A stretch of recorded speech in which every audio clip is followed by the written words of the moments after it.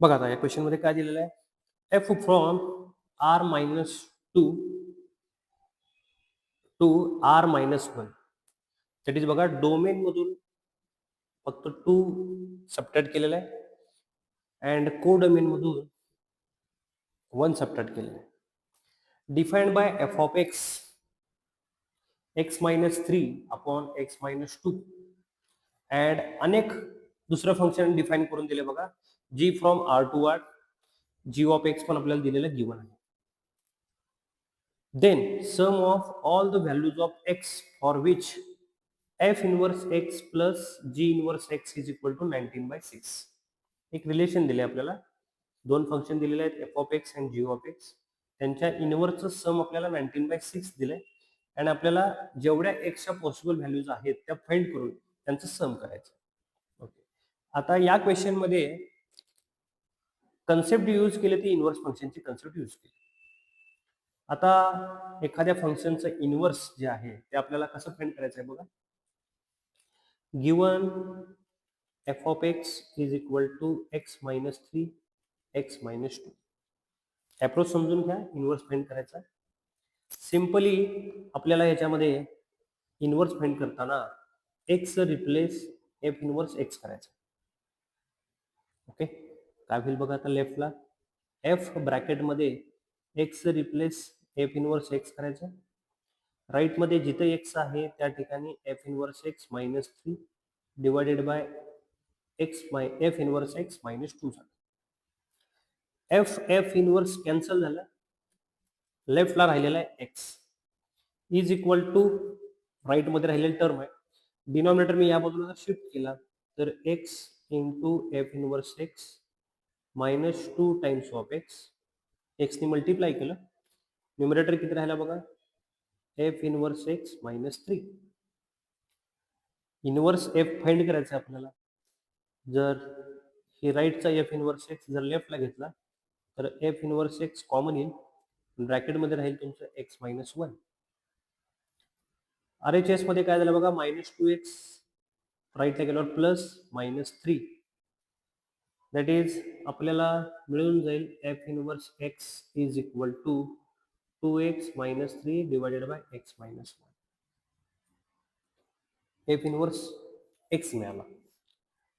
Now similar आपण G inverse X पण find करूया. त्यासाठी आपल्याला जी ऑफ एक्स जो दिलेला आहे बघा थ्री एक्स मायनस टू, इनवर्सची कन्सेप्ट समजून घ्या.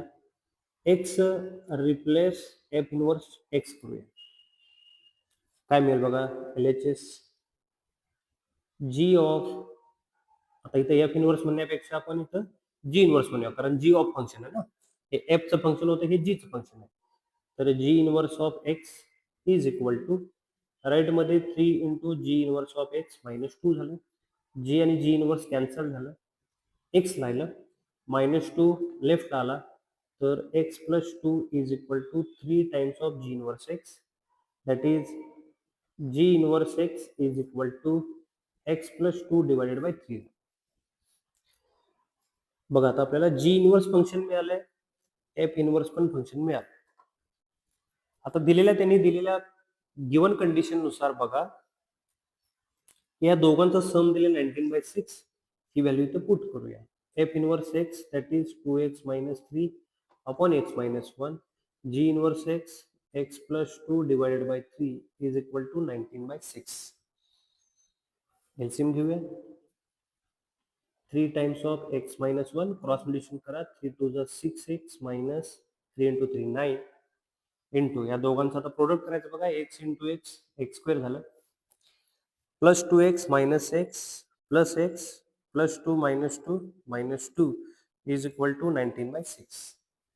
ओके, आता सिम्प्लिफिकेशनचा पार्ट राहते बघा, हे थ्री टू जा सिक्स झालं, न्युमरेटरचा पार्ट बघा सिम्प्लिफाय करू, x square six x plus x seven x minus two minus nine minus 11,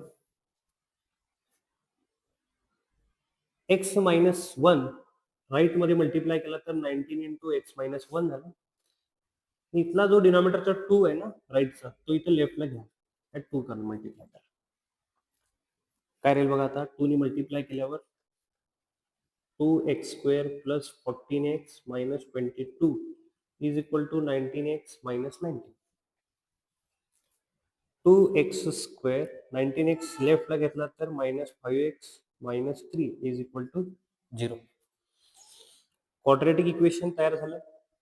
factors पाडूया. 2 इंटू मायनस 3 मायनस 6 झालं. मायनस 6 चे फॅक्टर वाढायचे आहेत. मायनस 5 यायला पाहिजे ना. काय पडतील बघा फॅक्टर्स. मायनस 6 प्लस 1 पडेल का बघा. दोघांचा प्रोडक्ट मायनस 6 प्लस 1 मायनस 5. आलेल्या फॅक्टरला डिवायडेड बाय 2 करा. म्हणजे फॅक्टर झाले बघा x minus 3 x plus half is equal to 0. Therefore x is equal to 3 और x is equal to minus half. आपल्याला क्वेश्चन मध्ये काय विचारले बघा, त्यांचं sum of all values of x, त्यांचं सम करून घ्या. 3 मायनस हाफ, 3 टू जा 6 मायनस 1. फायनली आन्सर तुम्हाला मिळून जाईल 5/2. Option number A is correct.